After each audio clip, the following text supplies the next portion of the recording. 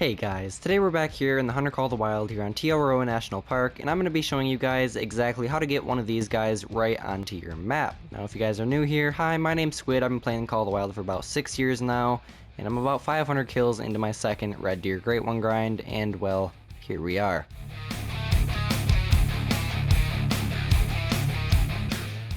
Before we hop in today, guys, I do want to ask of you one thing. If you please can go down there, smash that like button and subscribe. That would be much appreciated and is the #1 thing that you guys can do to help support me and the channel. Stay tuned to the end today, guys, because I am going to show you guys a Great One Lodge tour from my very first Red Deer Great One grind and some of the diamond/rare highlights from this grind. We're going to cover absolutely everything today, guys, so make sure you do stay to the end if you guys are already thinking about leaving. The first thing that we're going to talk about is how exactly I did this in under 500 kills. Now it is all RNG, random number generation, so it's actually just pure luck, but I am using a couple different methods that are very easy compared to some of the ones that the larger name Call of the Wild creators have been using. I'm going to share with you guys today exactly how to do that. Now, a lot of the Call of the Wild creators have been talking about using the 16 shooter zones and then other zones as exterior zones, which, don't get me wrong, is a very good method, but it's not very beginner friendly, and a lot of people don't really have the time to set up at 16 different zones and actually manage all the other exterior zones. It kind of just gets a little bit insane, and there is a different way to do it, a very easy way to do it. It technically is still identified as herd management, but it's a little bit of an easier way. I'm going to explain it a lot more in depth, so don't go running away if it sounds absolutely insane right at first. I've kind of just been going literally everywhere there's red deer besides here, as of today actually. Had a tent here and I was actually harvesting this zone and that zone only. The rest of the zones around this lake are either herd managed, meaning they've filled up with level 4s and females only, and once that happens you just leave them alone at that point. Same thing up here, all of these zones ended up being shot down to 2s, 3s, 4s, females. This is the only zone that actually still has a 6 in it right now. Single stag zones, I will shoot whatever's in it. So say for example, this was a single stag right here. It was a level 6, I'd shoot it and that zone would vanish and it would come back right around the same spot in a rotation or two. A lot of people are talking about killing that one and then going into one of your main shooter zones and then shooting the smallest deer that you can find. It'll give you a 50-50 chance for them to swap zones. While that is a very good method, it is kinda complicated. I've honestly just been shooting whatever single stags I have and letting the zone vanish and it'll come back in another spot. My deer have just been kinda jumping around to different zones. I'll continue to shoot them because I'm managing basically every single zone that I have. While this may slow down the grind for some people and it may be different for some people, that's completely up to you guys to use, and it's literally just preference. Some people don't even use herd management, they'll literally just go through and shoot every single male that they can find. A lot of times people will stack diamonds, so that way their other zones will fill up with smaller deer. While that is a very good way to manage your other zones and continue using herd management, I just shoot the diamonds as they come and get the respawns as soon as possible from them. Speaking of diamonds, here's a diamond right here we're going to take down here in a second. And here's a pretty good example of a single stag zone. They call them single stag zones because there is only males in this zone, and if you shoot one of these males, the zone will vanish. Females in this zone, that would be a different story, and that would be one of your main shooter zones. A lot of people would just leave the stags in there. Like I said earlier, I like to shoot them. Again, the reason for that is because I want the respawn as soon as possible. My first Red Deer Great One grind took me around 2,000 kills. This one was exactly 463, I believe.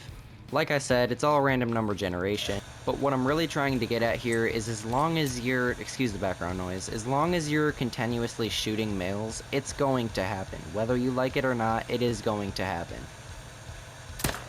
Some people will give up basically instantly just because of the fact that they're not spawning diamonds and they're just continuously shooting level 5s and 6s over and over again, and don't think I didn't have to do that because 5s and 6s are vital for your Great One grind. Continuously shooting those 5s, 6s, 7s, and 8s is what's going to get you those bigger 9s on your map and eventually that Great One. Diamonds alone have a 0.1% spawn rate and Great Ones are even less. So basically what I'm trying to get at is I'm telling you that you need to kill a lot of red deer without telling you that you need to kill a lot of red deer. I personally go to school every day of the week. This is something that I typically do on the weekends and after school, and I wouldn't say that I kill over 100 red deer per day. On the weekends, that's when I usually get the 200, 300 kills per day. This is my third diamond already today, so we're gonna grab this real quick. $1,400 for that, 253.01, so that actually is a little bit over diamond, not anything crazy, just a crab rack, taxi that, and we're gonna head to the lodge now. As for finding your drink zones, it's not that hard of a task whatsoever. If you guys follow my guides that I've created, I've made several different how to spawn your first red deer great one videos. You guys can find those all down in the description. I have a video dedicated to herd management, I have a video dedicated to stacking, I have a video dedicated to just setting up in general, a video dedicated to finding all your drink zones. Here in Tiawaroa, which is the only map you should be grinding red deer on, Quattro is basically impossible. If you can spawn a red deer in Emerald Coast or in Hirschfelden, then you have serious skill. I personally have shot a few different diamonds off of Hirschfelden, but anyways guys, you can find red deer at these two lakes here, the muddy spot on this river. You can find a little bit of red deer here. Definitely, this is a hot spot here on the river. I do have a blown out zone right here, otherwise that would be there as well. You should have one zone here. These two lakes should definitely be checked. Right here, there's going to be red deer, and right here, and right here, and right here. And this is another hot spot. And my personal favorite spot to shoot them is this lake here. Again, if you guys want to see me take down my red deer great one, my second red deer great one live, make sure you guys tune in tomorrow at 10:20 a.m. Eastern Standard Time. If you guys are seeing this past tense, you guys can either watch the live stream, which should still be up on YouTube, or you guys can watch the video that I created, or hopefully created as long as I don't mess it up, about me shooting my great one red deer. It's kind of hard to predict the future, but all I can do is hope. So we're going to dive right in here. We got a 268 here, 251 there. This is my personal biggest red deer diamond, a 271.